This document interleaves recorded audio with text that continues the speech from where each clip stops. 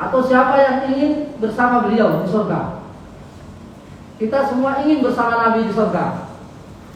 Tentu suatu tingkatan yang sangat tinggi jika kita berada di surga bersama Nabi. Pada kesempatan sebelumnya, yang pertama adalah kita mencintai beliau. Karena Rasul mengatakan, Al-mar'u ma'aman ahabba. Orang itu akan bersama orang yang dicintainya nanti di surga. Kemudian bagaimana bagaimana bukti bahwa kita itu cinta Nabi? Banyak orang yang merasa cinta Nabi, tapi justru dia jauh dari apa-apa yang dikerjakan oleh Nabi. Agar kita disebut mencintai Nabi, pertama adalah taatullah. Ini sudah saya sampaikan sebelumnya. Taat kepada Rasul. Nah, taat kepada Rasul berarti taat kepada Allah Subhanahu wa taala. Yang kedua, Bapak Ibu, al-ghairah alaih. Artinya kalau ghairah itu artinya cemburu. Kalau bahasa Indonesia. Artinya bahwa jika beliau didiskreditkan atau direndahkan martabatnya seperti yang pernah terjadi beberapa waktu lalu di Eropa, di mana beliau digambarkan sebagai satu karikatur, itu jelas mendiskreditkan Nabi. Nah, kita sebagai umat Islam harus ada dalam hati kita itu rasa peduli pada beliau. Jika martabat Nabi diinjak-injak dan juga martabat istri beliau diinjak-injak, maka kita sebagai umatnya harus bangkit. Minimal dalam jiwa kita, dalam diri kita ada rasa kebencian terhadap orang yang melakukan itu. Jika tidak ada, berarti kita tidak mencintai Nabi. Yang ketiga, Bapak Ibu, adalah ta'zimu wa tauqir, menghormati Nabi, menghormati sunnah-sunnah Nabi. Kita tidak boleh mendahulukan pendapat siapapun daripada pendapat Nabi. Jika ada suatu pendapat ulama siapapun dia, bagaimanapun derajatnya ulama tersebut, jika bertentangan atau menyelisihi apa yang datang dari Nabi, maka kita tolak. Kita hanya diperintah oleh Allah untuk mengikuti Nabi Sallallahu Alaihi Wasallam. Kita boleh mengikuti ulama, tapi dengan syarat harus sesuai dengan apa yang disabdakan dan dicontohkan oleh Rasulullah Sallallahu Alaihi Wasallam. Kemudian sebagai bukti bahwa kita adalah mencintai Nabi adalah selalu berselawat kepadanya. Selalu berselawat kepadanya. Allahumma shalli ala Muhammad. Redaksi salawat itu banyak sekali. Allahumma shalli ala Muhammad, Allahumma shalli ala alihi wa sahbihi wa dzurriyyati dan seterusnya. Ada kurang lebih 12 redaksi salawat. Itu semuanya sah. Semuanya sah, bisa kita lakukan. Minimal Allahumma shalli ala Muhammad. Ada Allahumma shalli wa sallim ala Muhammad. Ada Allahumma shalli wa sallim wa barik ala Muhammad. Ada tambahan lagi, Allahumma shalli wa sallim wa barik ala Muhammadin wa ala ali Muhammad.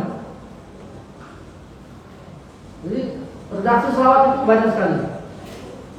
Karena fadilah selawat itu banyak sekali.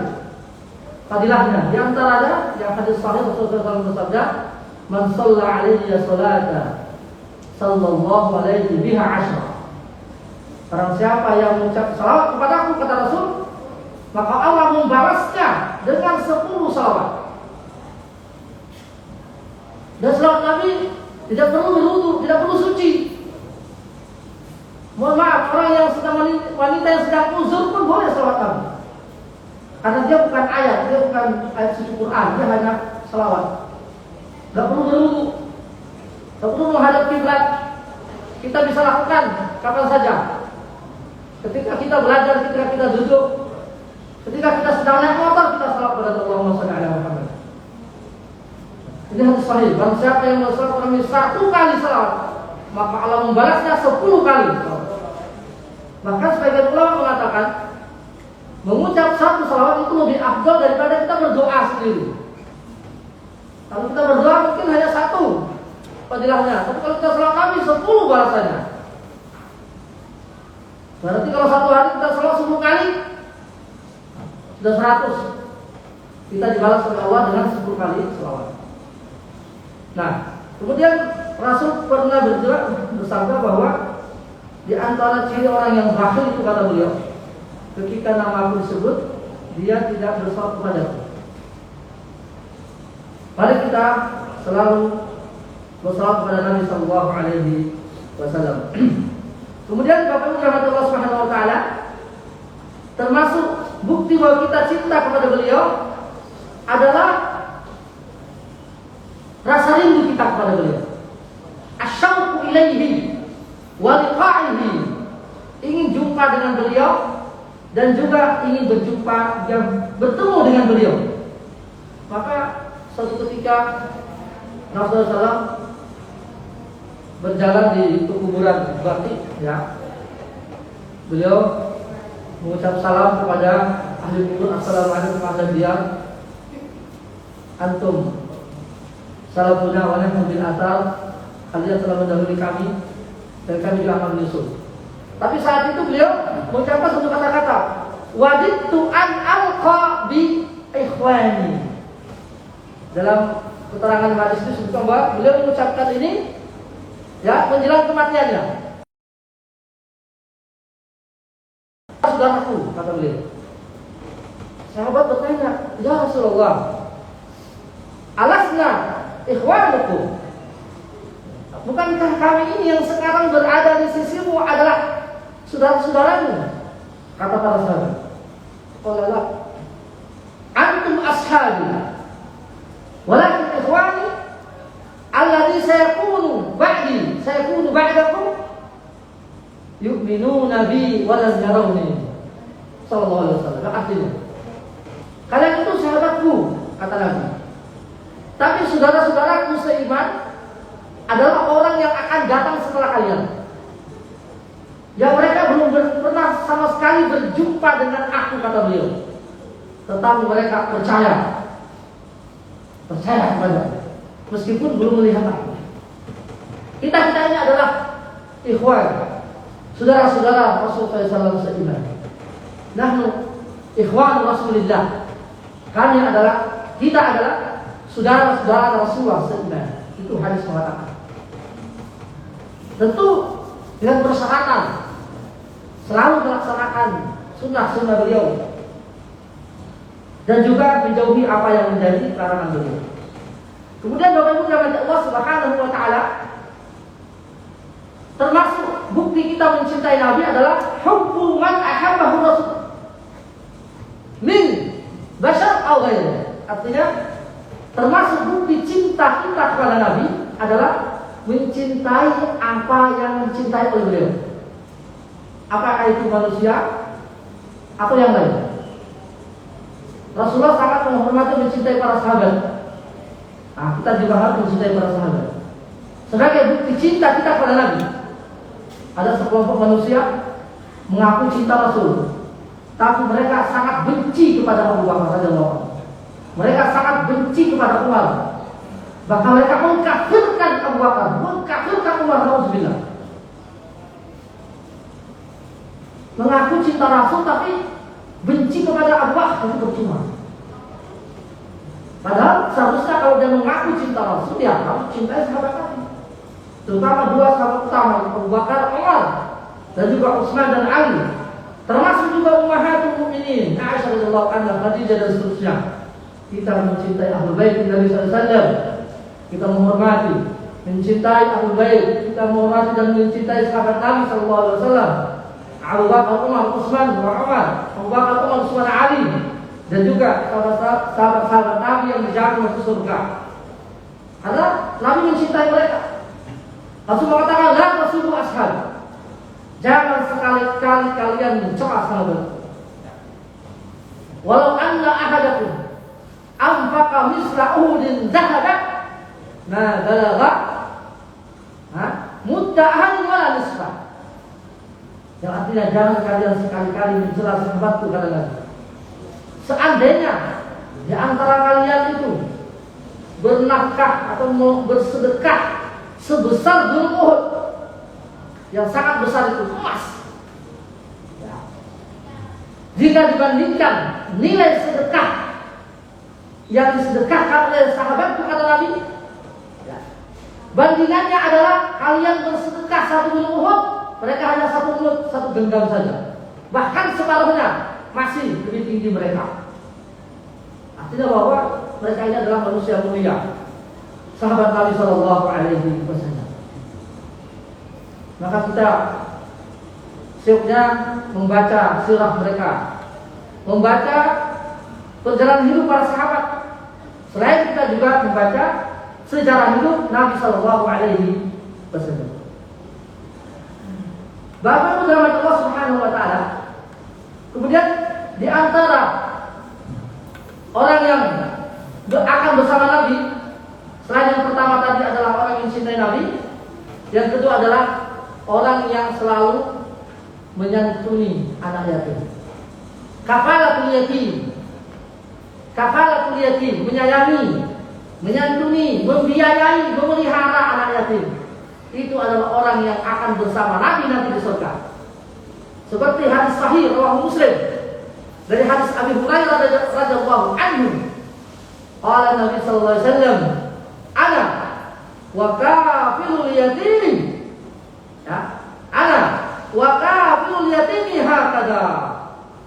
Wa asyara, ya, bisababati wal wusta. Kata beliau, hadis sahih Muslim. Yang artinya orang saya dengan orang yang selalu menyantuni, memelihara, membiayai anak yatim akan seperti ini di surga. Sambil mengangkat tangan beliau dengan mengeluarkan telunjuk dan juga jari tengah. Berarti sangat dekat. Anak yatim. Kadang-kadang ada anak yatim itu nakal masalahnya. Itu biasa orang itu gak suka. Terlepas dia nakal, tapi ada fadilah kalau kita memelihara. Anak yatim itu menurut definisi agama, definisi syariat adalah orang anak kecil yang meninggal bapak, bukan ibu, meninggal bapaknya masih kecil, belum balik, taruhlah umur SMP ke bawah, belum balik, ya, meninggal bapaknya, laki atau perempuan, maka itu yatim, bapaknya bukan ibu. Nah, istilah yatim piatu itu istilah Indonesia. Dalam agama tidak ada istilah yatim. Jadi kalau orang yang ibunya meninggal belum disebut yatim, karena bapaknya bisa mencari ibu yang lain. Itulah saja. Jadi bapaknya meninggal itu baru yatim dan masih kecil. Nah, kalau sudah dewasa bukan yatim lagi. Laki-laki sudah dewasa bukan yatim lagi, kalau sudah kuat, sudah bisa menjaga diri, sudah bisa membawa diri, bukan yatim lagi. Tapi kalau perempuan tidak sampai dia menikah. Selama dia belum menikah dia masih yatim. Itu kalau perempuan, itu belum syariat. Kalau sudah menikah berarti bukan yatim. Karena sudah menikah, sudah ada yang mengayomi, sudah ada yang menjaga, sudah ada yang membiayai, kan begitu. Kalau dia masih kecil belum nikah masih yatim. Kalau tidak, begitu dewasa kan yatim lagi, cukup kuat. Itulah bedanya yatim dengan perempuan. Jadi yang dimaksud hadisnya adalah yatim yang masih kecil tadi. Siapa yang membiayai, kemudian mengasuh dan sebagainya, maka dia akan bersama Nabi Shallallahu Alaihi Wasallam nanti di akhirat. Kemudian yang berikutnya, ini insyaallah yang terakhir pada hari ini, orang yang akan bersama Nabi adalah orang yang berakhlak seperti akhlaknya Nabi. Orang yang berakhlak seperti akhlaknya Nabi. Termasuk akhlaknya kepada istrinya, akhlaknya kepada tetangganya, akhlaknya kepada binatang dan seterusnya. Intinya berakhlak seperti akhlaknya Nabi. Sebagaimana hadis rawahu At-Tirmidzi dan disebutkan oleh Imam Al-Albani rahimahullah, an Abi Hurairah qala Nabi sallallahu alaihi wasallam, inna aqrabakum minni manzilan yaumal qiyamati ahasinukum akhlaqan fid dunya. Hadis sahih yang artinya dari Abu Hurairah berkata Rasulullah SAW bersabda, sesungguhnya orang yang paling dekat atau sesungguhnya di antara orang yang paling dekat tempatnya atau rumahnya ya, denganku adalah pada hari kiamat nanti adalah orang yang paling baik akhlaknya ketika di dunia. Kita tahu orang yang paling baik akhlaknya adalah Rasulullah kalau di dunia ini. Karena Allah berfirman, "Wa innaka la'ala khuluqin 'adzim," kata Allah. Supaya Muhammad adalah perangai akhlak yang paling mulia. Oleh karena itu meniru Rasulullah dalam gerak-gerak hidupnya dan berakhlak al-karimah. Karena beliau adalah simbol kebaikan. Beliau adalah rahmat lil alamin, bukan hanya kepada manusia, bahkan kepada binatang sekalipun. Mudah-mudahan kita mencintai Nabi, mudah-mudahan kita gemar mengantuni memelihara anak yatim, dan juga mudah-mudahan kita berakhlak seperti akhlaknya Nabi. Dengan demikian kita akan bersama Nabi SAW nanti di surga. Masih ada, insyaallah kita lanjutkan pada pertemuan berikutnya. Mudah-mudahan ada manfaatnya. Aku lumah atas ma'um. Wassalamualaikum warahmatullahi wabarakatuh. Waalaikumsalam warahmatullahi wabarakatuh. Apalagi Nabi Muhammad Al-Quran.